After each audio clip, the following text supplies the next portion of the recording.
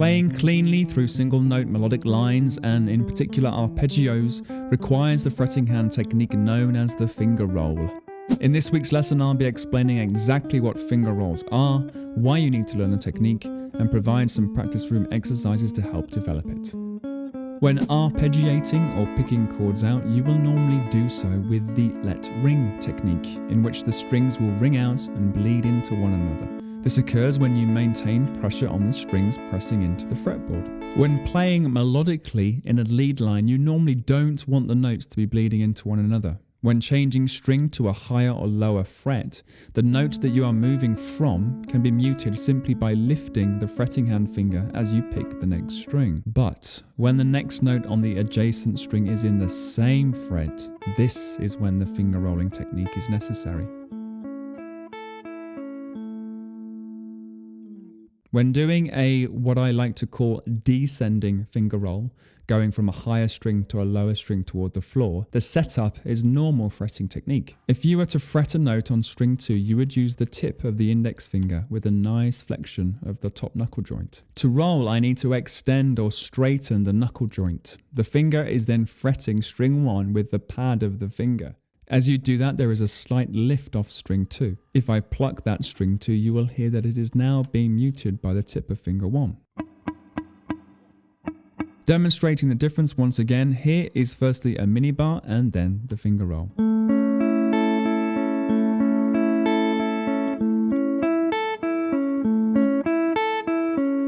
Now, when you do the opposite, what I like to call an ascending finger roll, for example, starting on string 1 and rolling up to string 2, the setup is the opposite. It is a little counterintuitive as you begin learning the technique, but it involves fretting the lower string with the fleshy pad of the finger, and you are going to roll onto the fingertip with the flexion of the knuckle joint. That will get the lift that mutes string 1 and frets string 2. I start on string 1 and then flex the knuckle joint. String 1 is now muted underneath the pad of the finger, and I'm fretting string 2 with the fingertip. So it's a little odd initially to fret a note with the pad of the finger, but that's the technique to ensure good, clean finger rolls and prevent those notes bleeding into one another. The technique is identical for all the other fingers. It's a flexion extension of the knuckle joint. With the pinky finger being much shorter, the finger roll, at least for me, is achieved more with the rocking of the hand. It's a combination of finger roll and hand movement. So how can we develop this technique? Well, the first exercise has you alternating descending and ascending finger rolls with each finger across a string pair. We're going to be in the 5th position. You do all fingers and then reverse back to finger 1 in the opposite direction, ending on an ascending finger roll on finger 1. Aim to do that with the metronome if possible. You can pick with the click, playing quarter notes, or pick twice per click, playing 8th notes as you gain confidence. You will do this across each of the adjacent string pairs, each of which give a slightly different angle for the fretting hand.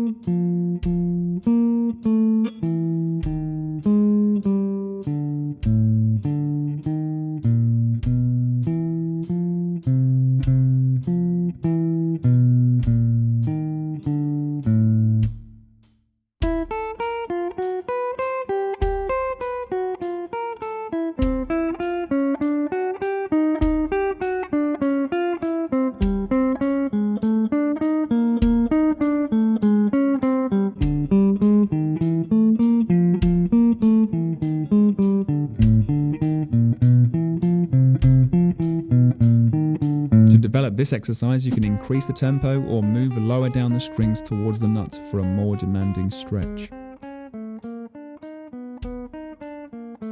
And with the picking hand here, if you maintain strict alternate picking, it finds you alternating between outside picking and inside picking, so it's a great workout for both hands.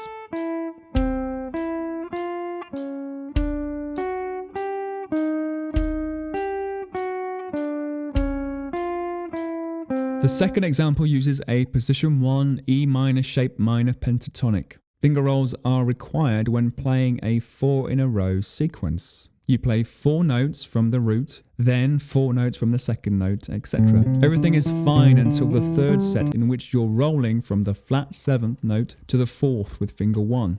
And those finger rolls just keep on coming as you ascend the scale. At the top of the scale, you slide just briefly into the next position as a turnaround note to descend the scale, again in a 4-note sequence.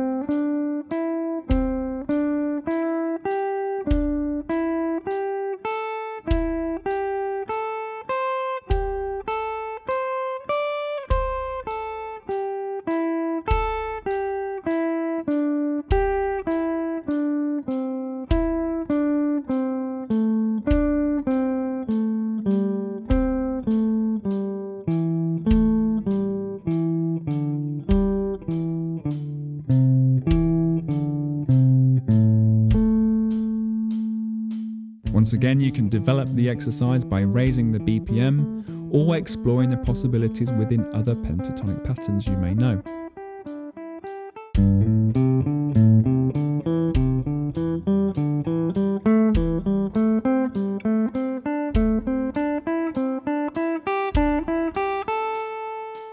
The final example here tests your finger rolling with a major scale pattern. Again, we will be playing the scale in a sequence, but this time it's an intervallic sequence. We will be playing the scale in ascending fourths. The fourth interval is particularly demanding because it is, for the most part, found in the same fret on adjacent strings. You will go up the scale to the highest note in the 7th fret of string 1, then reverse the sequence within the scale pattern and begin descending fourths, ensuring you fret the first note with the fleshy pad of the finger to allow the roll onto the fingertip on the string above.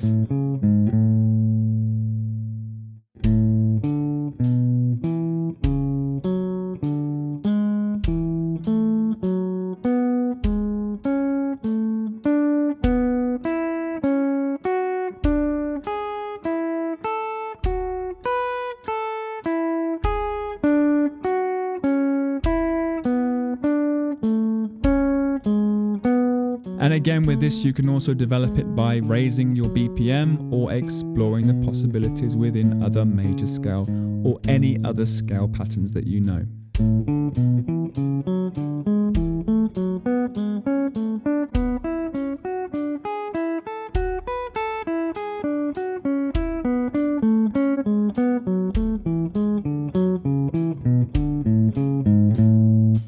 Tabs of the examples from the lesson will be available to all members of my Patreon group. You can help support the channel and get exclusive bonuses each month for less than a cup of coffee. Find out more with the link in the cards or video description. You can also help the channel by checking out my online store with the link in the description. And whilst you're there, be sure to pick up your free copy of Fretboard Mastery, my guide to learning the notes of the fretboard in just a few days. And don't forget, if you did enjoy the video, please do consider giving it a thumbs up and subscribing if this is your first time on the channel. I'd love to hear from you in the comments how you got on with those exercises or whether you have any other suggestions. Practice well, and I'll see you again soon.